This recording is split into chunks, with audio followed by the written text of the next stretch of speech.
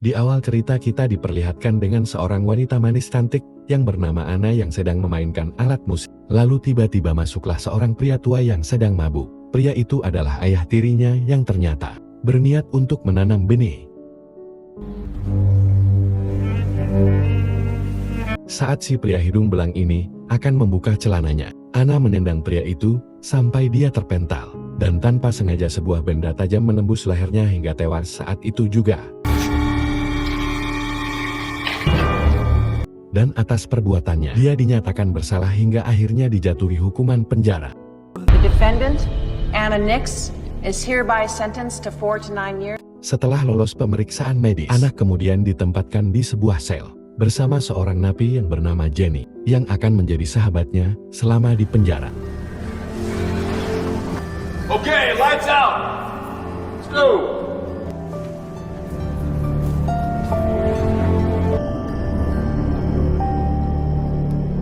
Singkat cerita, siang itu Anna dan napi lainnya berkumpul di lapangan untuk membangun keakraban dengan napi lain. Di saat itu Anna dihampiri oleh seorang ketua geng yang bernama Cody dan ingin mengajak Anna untuk bergabung dengan gengnya.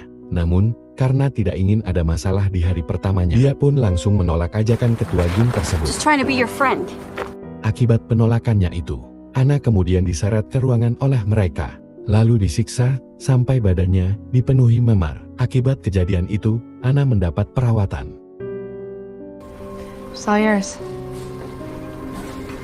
Setelah mendapat perawatan, Anna pun dipanggil oleh kepala penjara yang bernama Fran dan membicarakan tentang Anna yang mahir dalam memainkan alat musik. Tapi sebenarnya tujuan Fran memanggil Anna adalah untuk menawarkan perlindungan dari kekejaman geng Cody. Dengan syarat Anna harus melayani Frank untuk memuaskan nafsu bejatnya. Namun, karena Anna yang masih polos, tentunya dia langsung menolak tawaran Frank tersebut. Dan setelah pembicaraan selesai, Anna memberitahu Jenny tentang perlakuan Frank kepada dirinya.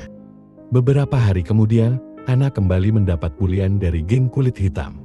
Saat itu Anna dilempar kepalanya sebuah bola dan agak sedikit pusing. Dan karena kesal dengan geng tersebut, Anna pun memutuskan untuk bergabung dengan geng Cody. Tapi masuk geng Cody bukan perkara mudah, dia harus melabrak ketua geng kulit hitam. Sementara Cody dan kelompoknya akan merekamnya sebagai pembuktian, sekaligus mengantisipasi di suatu saat jika Anna mengkhianati mereka.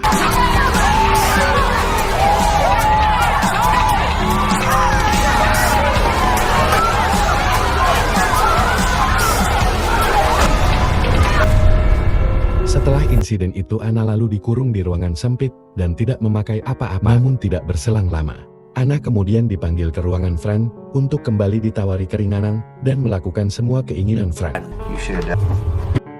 Karena tidak ingin dikembalikan ke ruang isolasi, akhirnya Anna melumpat ikan gabus miliknya. Keesokan harinya Anna berkumpul di ruangan dan dibuatkan sebuah tato sebagai penanda bahwa kini dia adalah anggota dari geng Cody. Dan dari sana juga Anna mulai belajar ngerokok setelah masuk dalam geng Cody.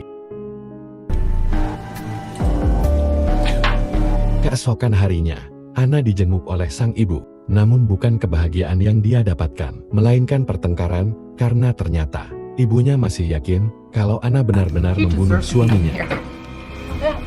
Lalu beberapa jam kemudian, karena sedang berkumpul dengan geng Cody, tiba-tiba mereka diserang oleh kelompok kulit hitam dan perkelahian pun tak terhindarkan lagi.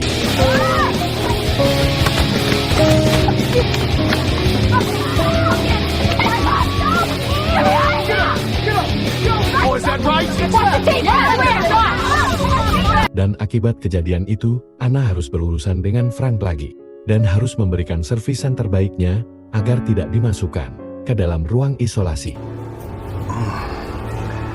Sikap Anna semakin berubah dan mulai tak terkendali. Hal itu disebabkan akibat sering melumat ikan gabus dan obat-obatan. Hingga suatu hari, ketika Anna sedang mengonsumsi narkoba, temannya mencoba untuk membujuk Anna agar dia berhenti memakainya.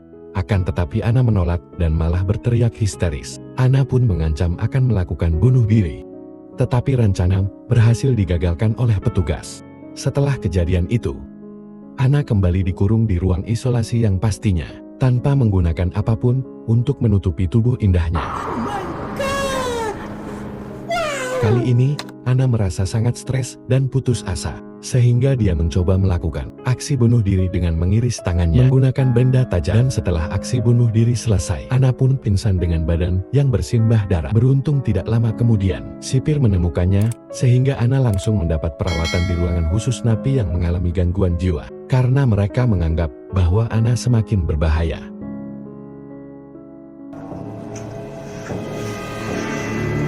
Mendapat informasi anaknya sakit, jiwa sang ibu akhirnya luluh dan kembali menjenguk anaknya. Dia berkata kepada Anna bahwa ini semua adalah salahnya, dan dia juga berjanji akan mencarikan jalan keluar biar cepat bebas. Selesai dengan ibunya, kemudian Anna langsung dipanggil oleh Frank untuk menjelaskan semua perbuatannya sampai masuk di ruang isolasi. Namun, karena Frank menyukai Anna, maka dia tidak akan mempermasalahkan hal tersebut. Tetapi, jika dia mengulang kembali kesalahannya, maka dia akan dikirim ke tempat yang lebih kejam dari tempat dia tinggal saat ini. Mendengar hal tersebut, Anna mulai ketakutan dan meminta maaf kepada Frank, dan berjanji untuk tidak mengulanginya kembali. Setelah pertemuan yang singkat dengan Frank, akhirnya Anna kembali ke dalam selnya. Kemudian, dia juga mulai berubah dan berniat untuk menjadi lebih baik, serta tidak membuat masalah lagi ke depannya. Namun penderitaan Anna ternyata belum berhenti sampai di sini, karena di saat makan siang dia kembali dibully oleh geng kode dan geng kulit hitam di waktu yang bersamaan. Hal itu disebabkan karena Anna sudah keluar dari geng kode. Singkat cerita, malam itu, ketika Anna sedang membersihkan lantai, dia lagi-lagi dipanggil oleh Frank. Namun kali ini Anna disuruh untuk berlatih musik, karena tidak lama lagi akan ada acara penampilan bakat oleh para napi. Keesokan harinya, Anna mendapat sebuah surat dari seseorang yang bertuliskan bahwa kamu akan mati, dan tidak berselang lama. Kode dan komplotannya langsung melabrak Anna dan melukainya menggunakan benda tajam tepat di pipinya. Bahkan jari tangan Anna pun diinjak agar dia tidak bisa bermain musik lagi.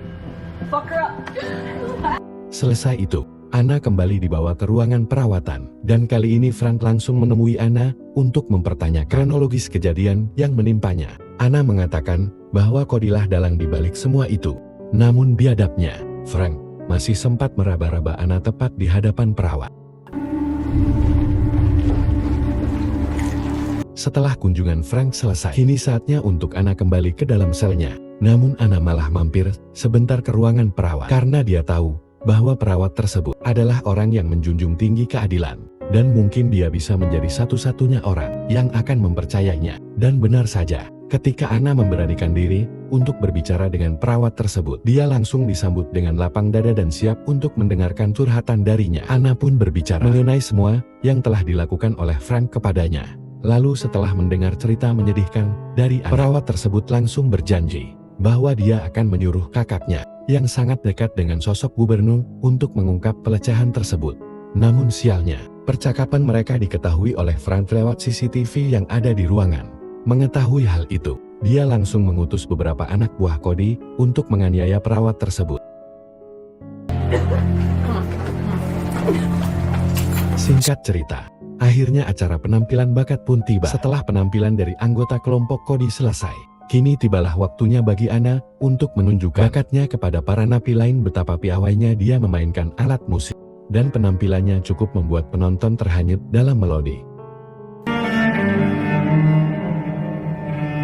Setelah acara selesai, Frank kemudian menghampiri Anna dan membawakan sebuah berita gembira tentang sidang pembebasan bersyarat yang akan dilaksanakan. Dan dengan bermodalkan berita tersebut, dia ingin menggarap sawah milik Anna. Dan benar saja, esok harinya, Anna mendapat sebuah surat yang berisi tentang pemberitahuan persidangan bersyarat yang akan dilakukan olehnya. Namun Anna kembali diingatkan oleh teman sekamarnya agar jangan langsung percaya. Mendengar nasihat tersebut, Anna langsung mulai merencanakan untuk mengantisipasi segala macam situasi yang akan dihadapinya. Lalu dia pergi menemui Kajol dan meminta pertolongan darinya untuk menghancurkan si Frank. Meski sempat terjadi sedikit drama di antara mereka, namun akhirnya bersedia menolong Anna. Kemudian dia memberikan sebuah ponsel agar Anna bisa merekam aksi bejat Frank ketika menggarap sawah miliknya. Setelah persiapan selesai, Anna masuk ke dalam ruangan dan Frank sudah siap menggarap sawah milik Anna untuk terakhir kalinya. dia berkata kepada Anna bahwa ini adalah terakhir kalinya. Karena mungkin sebentar lagi Anna akan meninggalkan tempat ini. Anna yang sudah siap dengan kameranya langsung menuruti kemauan Frank sambil merekam aksi bejat Frank. Singkat cerita, waktu persidangan pun tiba. Anna diberi beberapa pertanyaan tentang alasan kenapa dia harus dibebaskan, di mana Anna hanya menjawab bahwa sikapnya telah berubah baik setelah dia berada di penjara. Mendengar hal tersebut, penyidang mulai berunding tentang keputusan apa yang harus diberikan kepada Anna. Mereka juga melihat daftar riwayat hidup Anna yang sangat jauh dari tindakan kriminal. Dan Anna merupakan anak yang baik dan juga pintar. Dan akhirnya diputuskan untuk membebaskan Anna. Dan Frank angkat bicara, dia mengatakan bahwa tidak seharusnya Anna dibebaskan lebih awal. Karena dia harus dibina terlebih dahulu akibat perbuatan yang dia lakukan. Mendengar hal tersebut dari kepala penjara, para hakim kembali tidak yakin untuk diberikan pembebasan bersyarat untuknya. Anna yang mengetahui akan terjadi situasi seperti ini pun langsung mengeluarkan ponselnya dan memperlihatkan video memalukan yang dia lakukan dengan Frank. Dan video itu langsung menuai pro kontra sehingga penyidang memutuskan untuk langsung menangkap Frank saat itu juga. So please detain this man.